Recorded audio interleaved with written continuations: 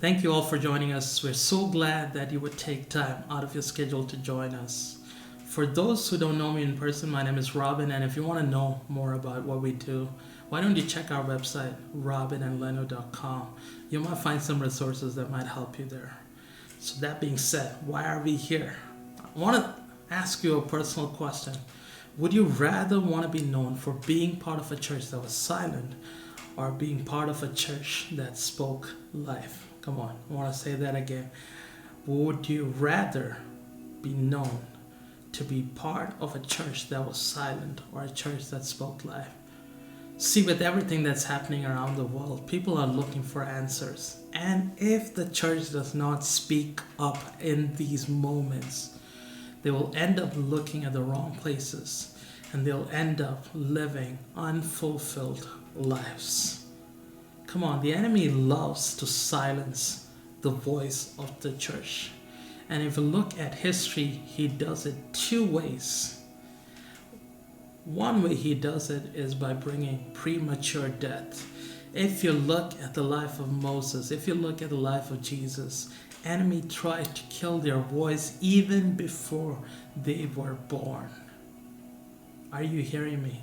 Enemy was after their voice even before they were born. The other way enemy silences the voice of the church is by making the church complacent. I would say that a silent church is a complacent church. I can even take it a little further. Hold on. A silent church unconsciously becomes an ally for the plans of the enemy. Ouch, I know, that's a little harsh. But why don't we take a look at this story? We all love the story of David and Goliath in 1 Samuel chapter 17. It says that 40 days Goliath was mocking Israel and saying, "Who wants to fight me? Who wants to fight me?" And if you look at it, the army of God was active in battle. Come on, listen to this. The army of God was active in battle, and yet they were hiding. Come on, the church was alive in those days, and yet they were silent. But that all changed when David walks into the scene. Come on, when David walks into the scene, I love the first thing that he says is, "Who is this uncircumcised Philistine that he should defy the armies of the living God?" Come on, David did not allow Goliath to silence the voice of the church. But David belonged and he starts speaking up. He starts speaking up. He starts declaring who his God is. Come on, the legacy of the church was marked by the response of one man who decided that he would refuse to stay silent in moments of fear. Come on, Goliath was not able to shut the voice of the church, but in fact, he helped to expose the resilience that was within David. And David says, "Come on, I got a living God that you need to answer to." Come on, the modern church is living in the most unprecedented times if you look right now. Fear is catching like wildfire. And my question for each one of us is, how will history judge us as the church? How will history judge us as the church?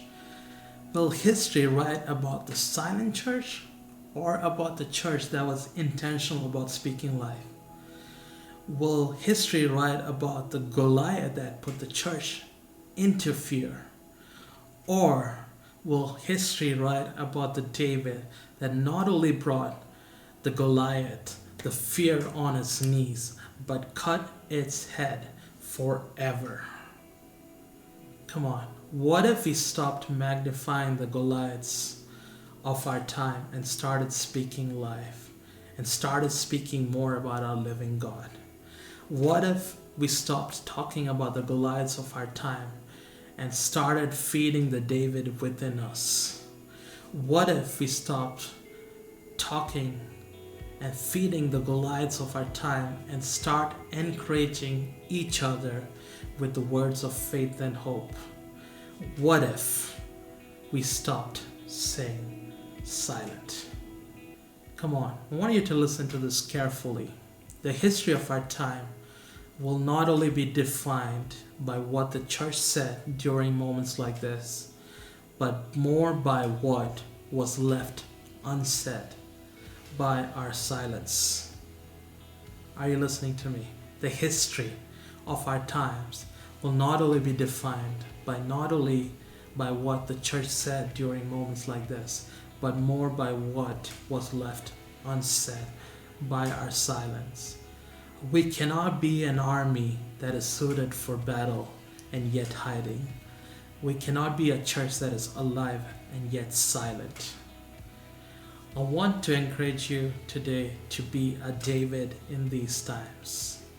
I want to encourage you to call someone right now in your family and a friend circle. And why don't you speak life and encourage the David within them? I want to encourage you to take a bold step today and break the silence of the church. Remember, history of the church will be marked by our response or the lack thereof. I want to say that again. History of the church will be marked by our response or the lack thereof. I hope this blessed you today, and we would love to hear from you. Why don't you leave your comments, feedback, if you have questions or prayer requests. And don't forget to subscribe to our channel to get notifications for our upcoming episodes. Again, remember, this is your day to break the silence.